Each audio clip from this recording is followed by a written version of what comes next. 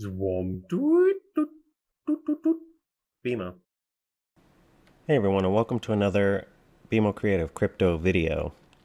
So this one is about the Yeti. The Yeti is also known as the abominable snowman and is an Asian Bigfoot found in the Himalayas, inhabiting Nepal, Tibet, Russia, and India. Mainstream media wants us to, of course, believe that the Yeti is probably the closest living relative to Gigantopithecus, which is a prehistoric ape that lived in Asia around 300,000 years ago, according to science. But they're not apes, just as no Bigfoot that I'm aware of is an ape. Anyway, in Buddhist mythology, the Yetis are peaceful people that were very shy and lived in dense snow caves on the glaciers which formed the Ganges River in India. In modern times, most sightings and evidence are on K2. The name Yeti comes from Ye-Ta, meaning rock thing.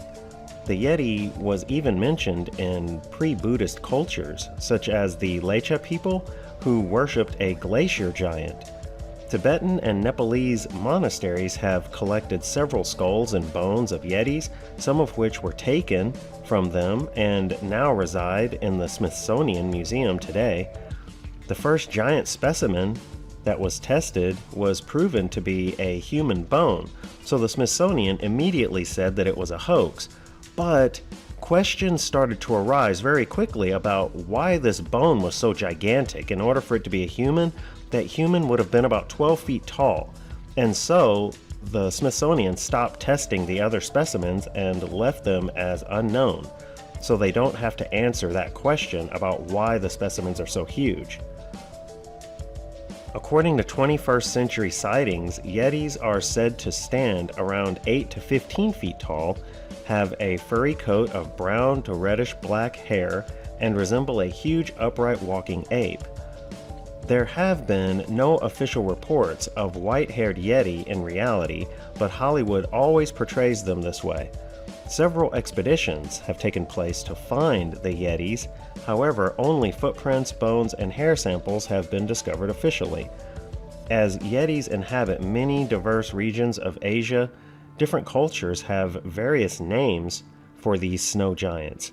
The Kang Admai, which means snowman, the Jobran, which means man-eater, the Zute, which means cattleman, the Migoi, which means wild man, the Miche or Mite, which means man-bear, are just a few examples.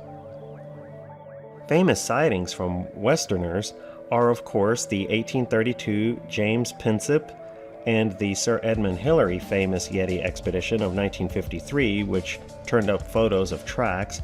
But now, no one ever mentions the hair samples that Sir Edmund Hillary also found. And at the time, they couldn't be identified. So of course he turned them into the Smithsonian, who took them and immediately said that they were bear hair within a day of receiving them, and nobody bothered to question that.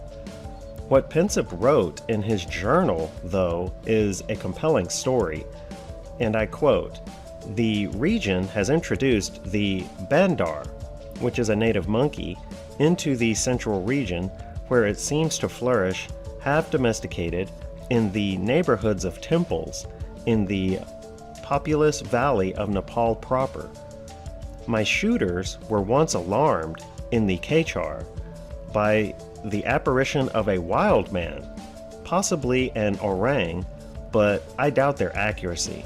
They mistook the creature for a Keiko, or Rakshas, which means demon, by the way.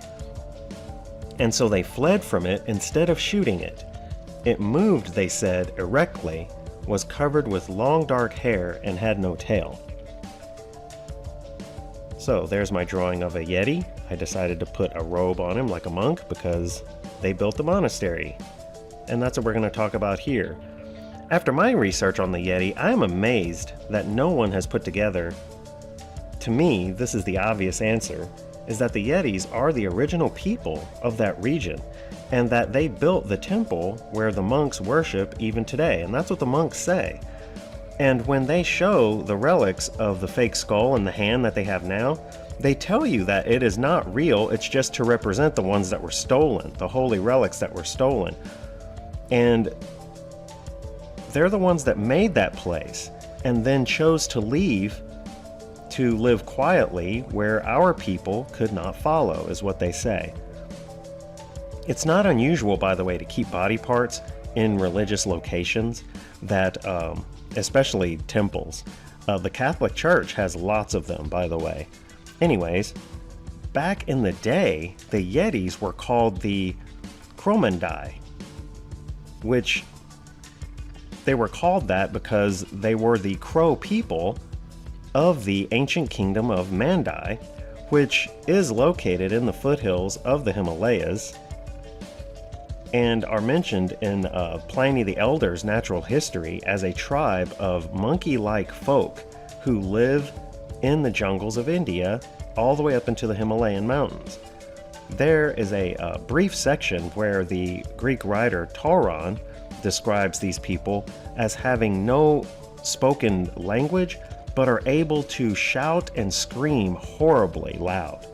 Their bodies are covered with hair, and they have blue-gray eyes. They are giant, and their teeth are larger than that of dogs. So, what do you think of the Yeti? Leave a comment below.